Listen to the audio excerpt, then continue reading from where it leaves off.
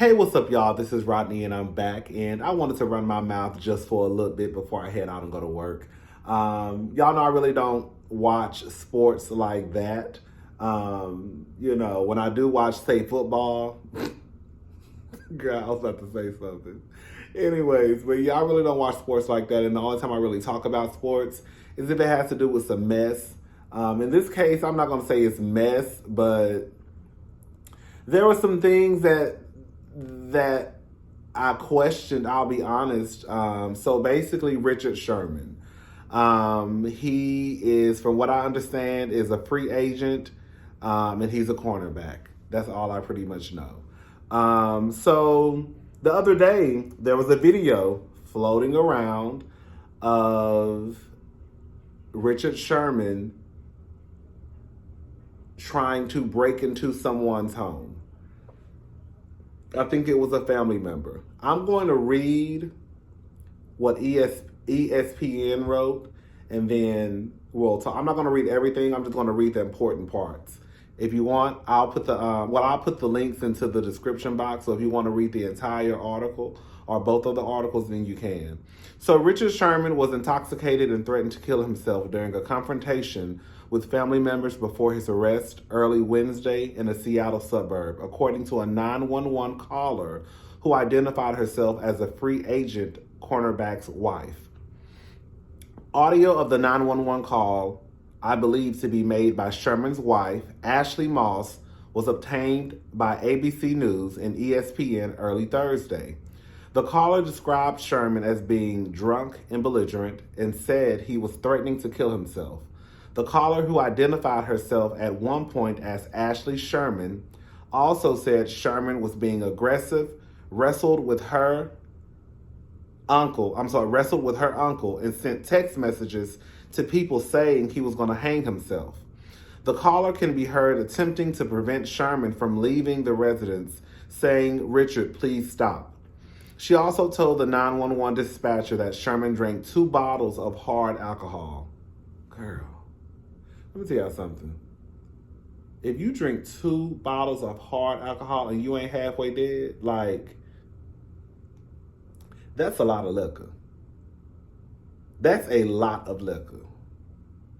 2 hard bottles of alcohol? At one point during the call, the caller asked the dispatcher to tell the police, "Please don't shoot," and said Sherman told her he would fight police if they arrived. In a subsequent 911 call, the caller said that she thought Sherman was driving to her parents' home in Redmond, Washington, which is just under 30 miles away from the couple's home in Maple Valley. Okay, hold up.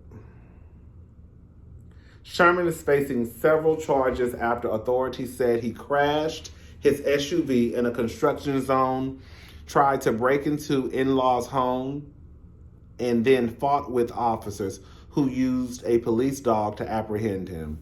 He was booked early Wednesday at the King County Correctional Facility in Seattle.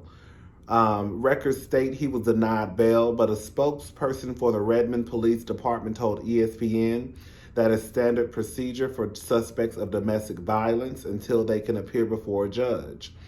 Sherman's hearing before the judge will not take place until Thursday afternoon. Of course, this article is old. The judge will determine whether there was probable cause for an arrest and will set bail. "My kids were not harmed in the incident," Moss told the newspaper. "He's a good person." This is his wife speaking. "This is not in his character. We're doing all right, just trying to get him out. I want people to know no one was injured." According to the police report obtained by the Associated Press, Sherman's father-in-law, Raymond Moss, told investigators that Sherman partially broke in the door at his home by repeatedly ramming it with his shoulder. I know y'all saw that video. I don't want to play the video because I don't know if I can or not. But girl, if y'all saw the video, girl, it was crazy. Sherman called out, "Come through, Ray," in a hostile, threatening tone, Moss said.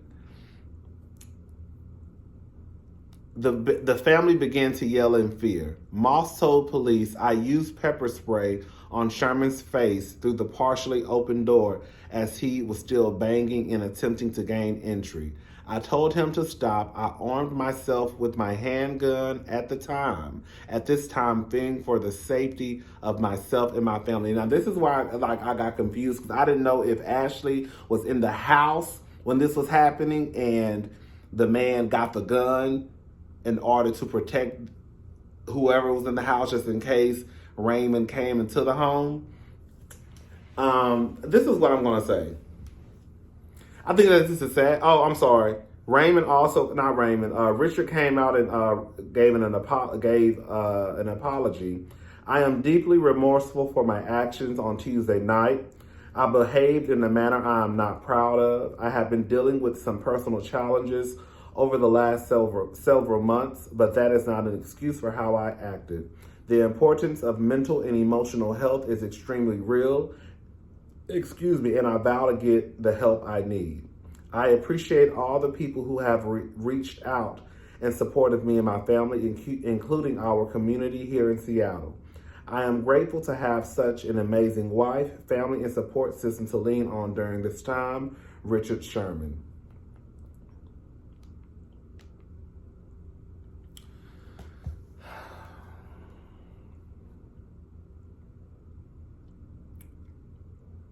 For some reason, I don't think this is the first time this happened.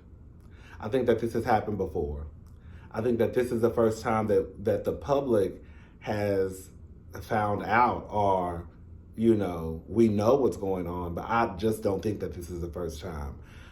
The reason why I don't think so, and maybe I'm off on this, is when I hear about people grabbing guns, either one, Richard had to really, really, really just be spazzing out and just, I don't know, I don't want to sound, insensitive, because I do believe that there may be some mental health issues going on. We'll talk about that in a little bit. But he had to be really cutting up and acting a fool for you to grab a gun. Like, I just don't see people, if this is the first time, if this is not in someone's character, as people like to say, if this was his first time doing this, I don't see someone grabbing a gun, especially for a family member, because I would think that you would probably be so in shock, or like, let's just try to calm him down. But for you to feel like, I need to get a gun, in my head, I'm thinking this has happened before and you know where it could go. Or maybe the man was thinking, let me get my gun because I also know where this could go if he gets inside of this house. I don't know. I think the whole situation is very sad, because when you think about these football players and the things that happen to them on the field, when you look at these men who are 200 pounds, 250 pounds, 270 pounds, and they're running as fast as they can into somebody's body, and the only thing that you have to protect you is some compression tights in a shirt and some tissue paper and cotton balls, and then threw in your clothes and said, this is enough to protect you from the 270-pound man that's about to ram his goddamn body into yours. So I definitely believe that a lot of these football players suffer from, I don't know how to say it. I think they suffer from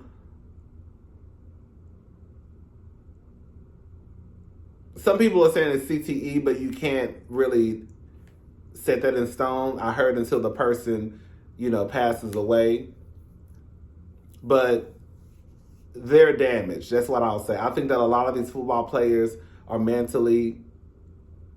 I'm really trying to watch how I say it, because I know that this is a sensitive subject, and I definitely believe that for a lot of these football players, things like this happen. But I also want to pose the question: when is enough enough? Like, I would not want to be around Richard Sherman. I would feel unsafe. Like, it's one thing for, like, Kanye West, for example. Like, we know Kanye mentally isn't all the way there, right? But we also know Kanye is not a violent, dangerous person, right? He might say some stupid shit. You know what I'm saying? He might say some stupid shit.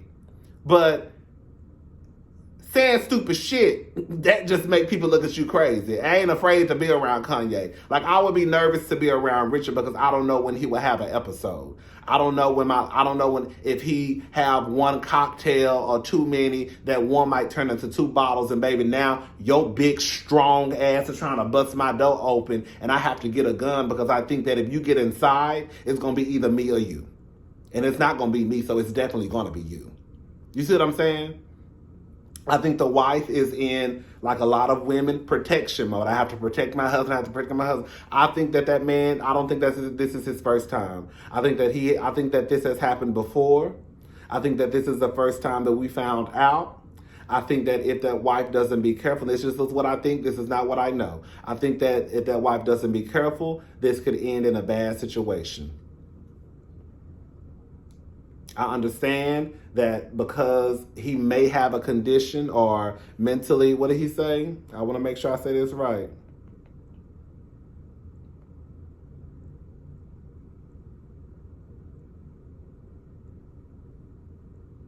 He said personal challenges, and he just mentioned the importance of mental health.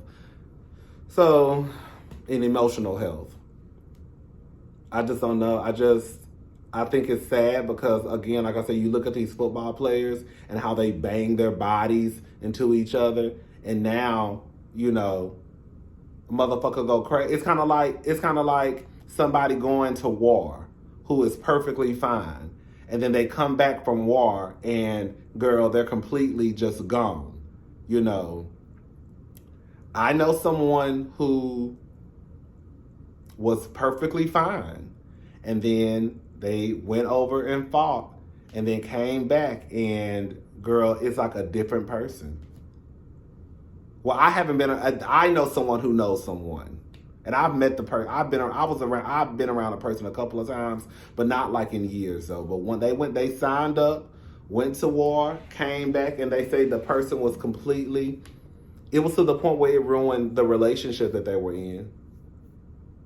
You know, so it's like, you have these people who, you know, play football and you getting banged up every Monday night, every Sunday night, football practice. And now you walking around here and not even necessarily a fault of your own. I don't know. I'm not no doctor. But I don't think this is the first time. And I think that, you know, unfortunately for the family, if he doesn't receive help, I could see this turning into something deadly or something really, really, really, really bad. Again, I don't think this was the first time this happened though. Like, where do you draw the line? You know, like, where do you draw the line when you say, this is my husband, this is my brother, this is my sister, this is my in this situation, this is my husband, this is my brother, this is my uncle, where do you draw the line and say, you know what, I'm so sorry, but I don't feel safe around this person. I understand that they are going through something mentally, and I understand that they may not have any control over it, and that's even more of a reason why I don't want to be around this person.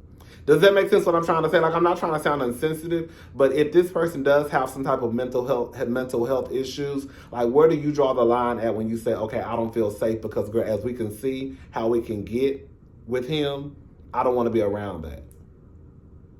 But then people will say, oh, you're turning your back on someone when they need you the most. But at what point do you draw the line and say, okay, I understand that, but girl, my safety is in jeopardy. When a motherfucker start pulling out 22s and handguns and all that, girl.